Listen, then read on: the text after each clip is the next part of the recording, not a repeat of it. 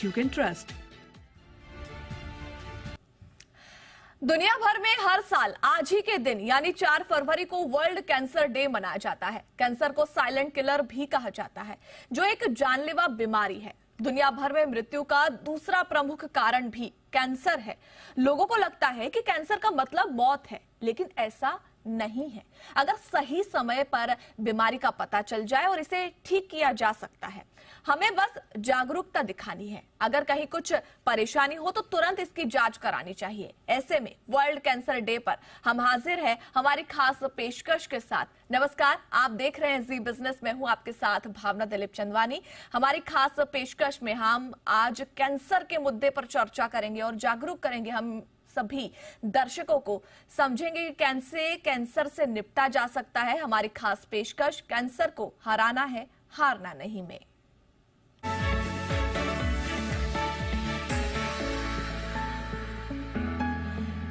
तो चलिए सबसे पहले मैं तारुफ करा देती हूँ हमारे सभी मेहमानों का। तो हमारी इस खास पेशकश में जुड़ रहे हैं डायरेक्टर मेडिकल ऑन्कोलॉजिस्ट RGCIRC के डॉक्टर विनीत तलवार। सबसे पहला सवाल जो है वो डॉक्टर विनीत तलवार जी, मैं आपसे पूछना चाहूंगी, कैंसर के बढ़ते मामले देश में एक परेशानी का सबब बन चुके हैं और साथ ही देखिए इसमें सबसे बड़ी दिक्कत ये है कि अब मौतों के भी आंकड़े लगातार बढ़ते जा रहे हैं। आज वर्ल्ड कैंसर डे पर हम कोशिश करेंगे कि हमारे सभी जो दर्शक है उन्हें जागरूक किया जा सके कैसे कैंसर से बचा जा सकता है। लेकिन उससे पहले आज की देश में स्थिति क्या है ये जानना बेहद जरूरी है।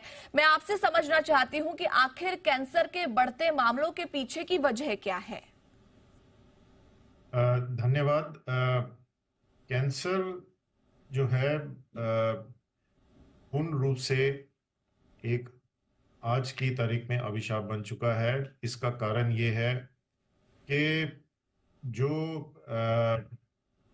व्यक्ति विशेष हैं उनमें लैक ऑफ अवेयरनेस है और दूसरा लाइफस्टाइल चेंजेस ऐसे हो गए हैं जैसे धूम्रपान, अल्कोहल का सेवन, पॉल्यूशन और उसके साथ साथ हेल्थ एजुकेशन,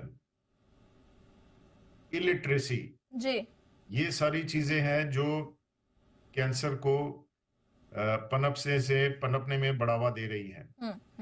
तो ये सारी चीजों के होते हुए कैंसर जो है अब बढ़ता जा रहा है और कैंसर का इंसिडेंस जो आंकड़े अगर देखें हिंदुस्तान के 19 से 20 लाख हैं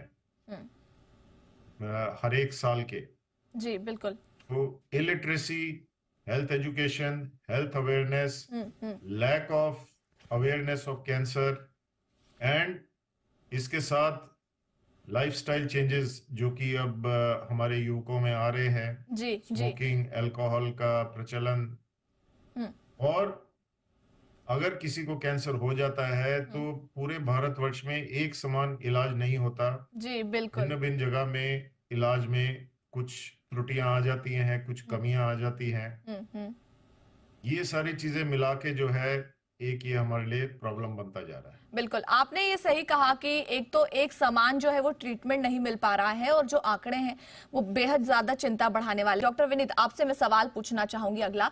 कुछ कैंसर ऐसे हैं, कुछ जो कैंसर सर ने बताया कि जिसमें सिम्टम्स नजर नहीं आते। अब सेकेंड और थर्ड स्टेज पर अगर उन कैंसर का पता चलता है तो ये बहुत डिफिकल्ट है कि वहां पर ट्रीटमेंट मिल पाना। तो मैं आपसे समझना चाहूंगी कि ऐसे स्थिति में पेशेंट क्या करे। से अभी आपको बताया गया कैंसर का कोई ऐसा स्पेसिफिक साइन या सिम्टम नहीं होता जी। इसमें जो भी ट्रीटिंग फिजिशियन होता है, अगर जनरल प्रैक्टिशनर के पास पेशेंट जाता है और कोई भी अपने प्रॉब्लम का उपचार कराता है, जैसे उदाहरण के लिए खांसी समझिए, अगर किसी को खांसी चल रही है जी, आपने इलाज लिया, 2 से 3 हफ्ते आपने इलाज लिया, पूरा लिया और इलाज लेने के बावजूद भी आपको जो है अपना जो प्रॉब्लम्स है वो ठीक नहीं हो रही, तो इसमें एक स्ट्रॉन्ग इंडेक्स ऑफ सस्पिशन आना चाहिए। क्या मुझे कुछ और तो नहीं है, कुछ असाधारण चीज तो नहीं है, तो उसके लिए थोड़ा डेप्थ में जाना पड़ता है।